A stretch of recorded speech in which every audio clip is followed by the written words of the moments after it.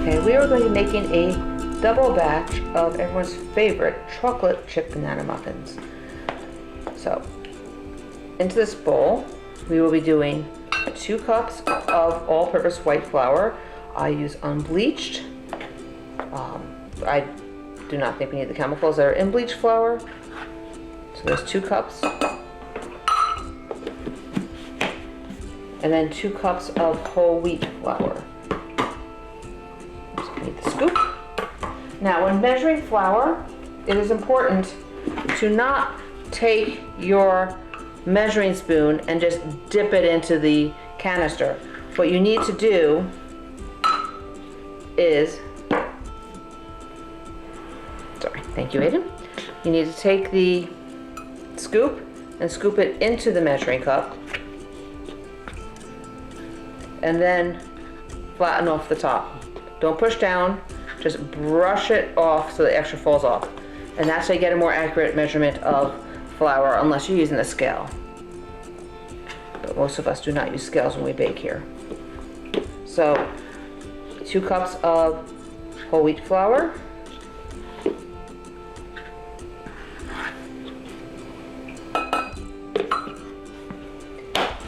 And now we need our leavening agents, which would be 2 teaspoons of baking powder.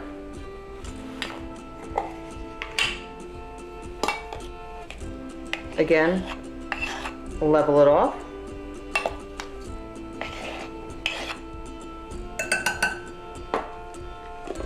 One teaspoon of baking soda. And then half a teaspoon of salt.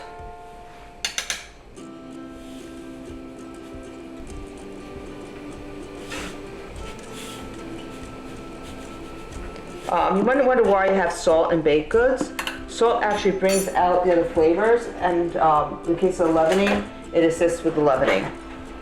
So, always with your dry ingredients, mix them together. I like using a whisk to make sure they are evenly distributed. Because if you look, you can actually see with that white and whole wheat flour that sometimes there's like a break in the line if you don't get it all. You want to make sure it's evenly mixed, because once it goes into your wet ingredients, you don't want a clump of salt. You want the salt evenly distributed, because I said salt might enhance the flavors of the baked goods, but you don't want a whole mouthful of it in one bite.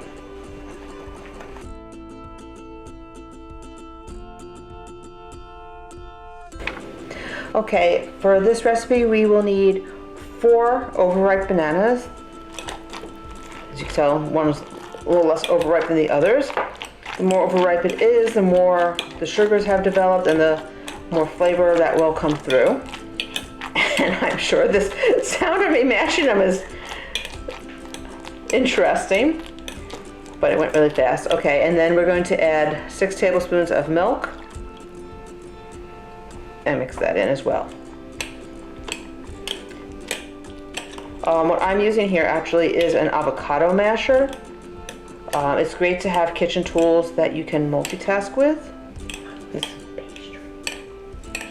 Yes, you can use a pastry blender. You can use the mix and chop from Pampered Chef.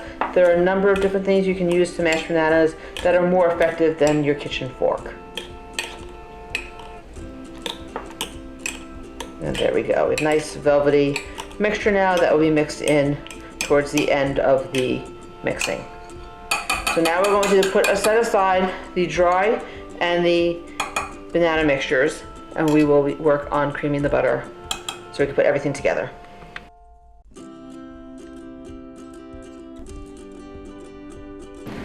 Okay, so we're going to put 2 sticks of butter that are room temperature into the mixer, and going to start creaming it. I always ease it up a little bit when I turn it on so that I have no unwelcome surprises of things flying in my face. So we're going to cream the butter until it's light and fluffy.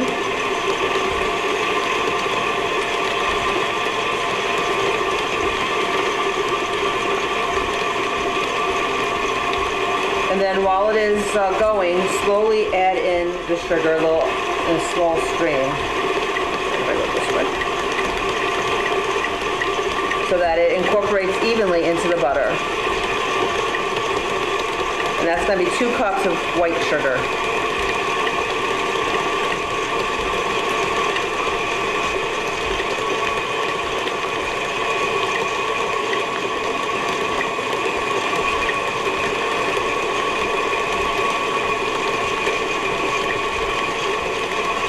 I'm actually going to pause this and scrape it down before I add the next cup in to make sure that everything is fully incorporated. Because you'll notice with mixers sometimes things stick to the sides or the bottom and don't always get mixed in evenly. And it's easier to catch it before you add in the next ingredient. Okay. And then we'll add in the next cup of sugar.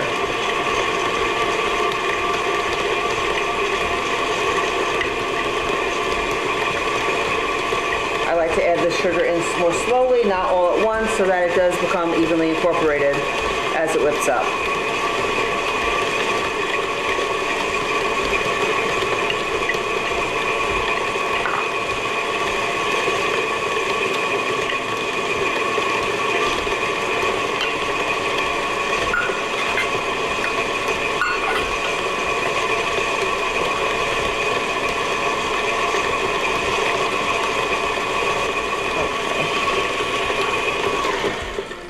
And again, scrape it down.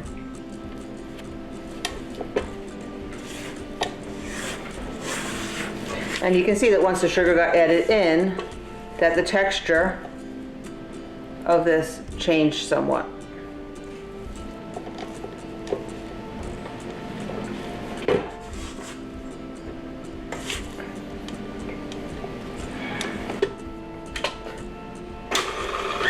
Okay, put it back up. On a KitchenAid, I use the setting of 4 when I'm doing the creaming and stuff.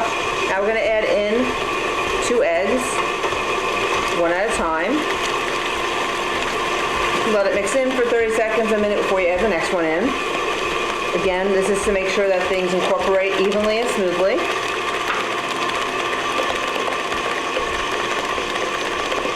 And I'm going to add in 2 teaspoons vanilla, but I'm going to lower the stir setting so that the vanilla doesn't fly up in my face.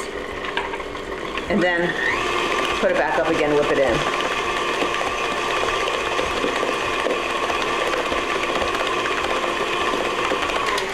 Okay.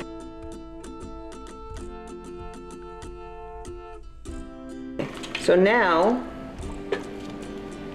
our wet mixture is together. Remember before I said that we will make the wet mixture, then add in the flour and the banana mixture. This is our wet mixture. Again, scraping the bottom, make sure that it all incorporated evenly. And make sure that you don't leave too much batter on your spatula because you don't want to lose it. Now we're going to put this on the stir setting. Whenever you mix in the dry ingredients, always put it on the absolute slowest setting, because once the flour gets mixed into the wet ingredients, it will start building up the gluten. And when you're making baked goods, if it's not bread, you do not want to be building up the gluten in most cases. So you notice I added a fraction of the flour mixture first. Now we're going to add in a fraction of the banana mixture. So usually I do like 1/3, 1/2, 1/3, 1/2, the last third, or 1/4, 1/3. But this way you're evenly incorporating the ingredients. I think in this case I was doing 1/4, 1/3, 1/4, 1/3. And you stop it periodically to scrape it down, because there's stuff stuck on the sides, and sometimes there's stuff stuck on the very bottom.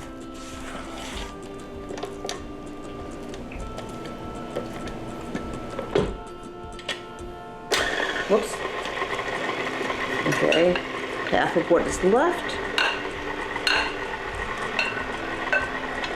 The remainder of the bananas and milk mixture.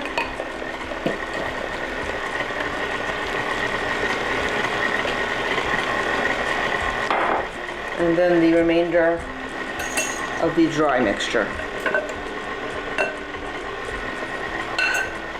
And now we have our batter mixing for the muffins.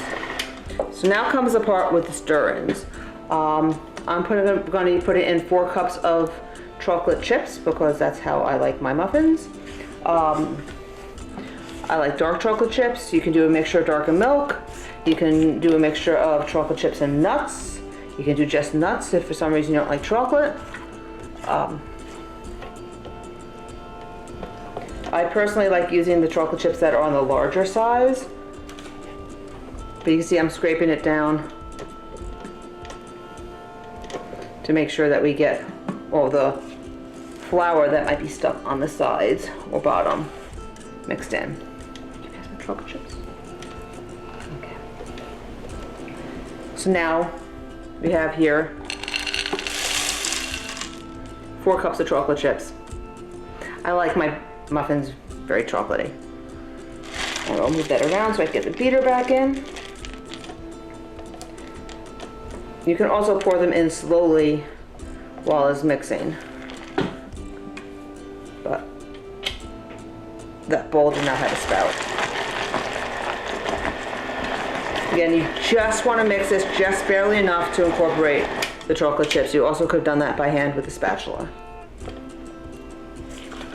And now give it a couple of flips with the spatula because you'll see that it didn't quite evenly mix in. And you do want it evenly mixed in so that you have even dispersal of the chocolate chips throughout all of your muffins.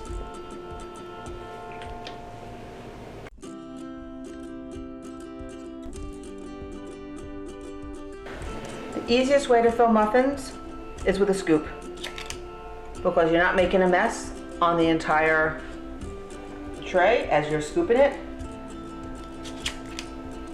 It's going nice and neatly into each cup. But if you ever made cupcakes or muffins and poured it in and got it on the metal outside, you know it's not fun to clean that up once it's baked on. So I'm using this scoop, the 1 scoop for each of these. And it's okay if you do it a little bit less than this because muffins do need room to expand.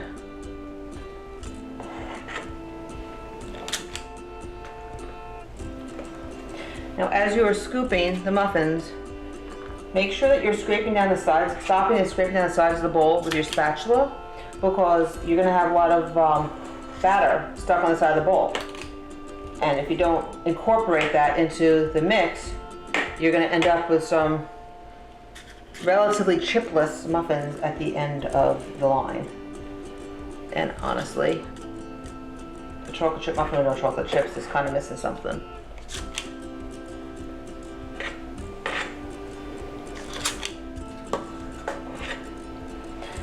Again, the advantage of a scoop is that each of these is pretty much uniform in size. If you are filling muffin tins and they're not equally filled, the smaller ones are going to cook before the bigger ones. And then you have a problem that the smaller ones are going to burn to get the bigger ones cooked all the way, or the bigger ones are going to be raw in the middle.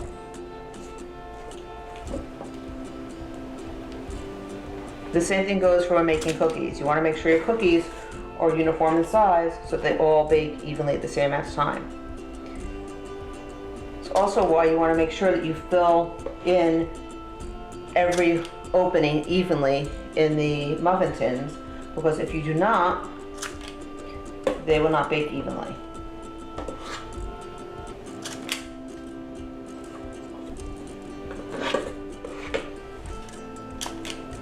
And now you see I spilt a little. Make sure you clean that up, because that batter will bake on.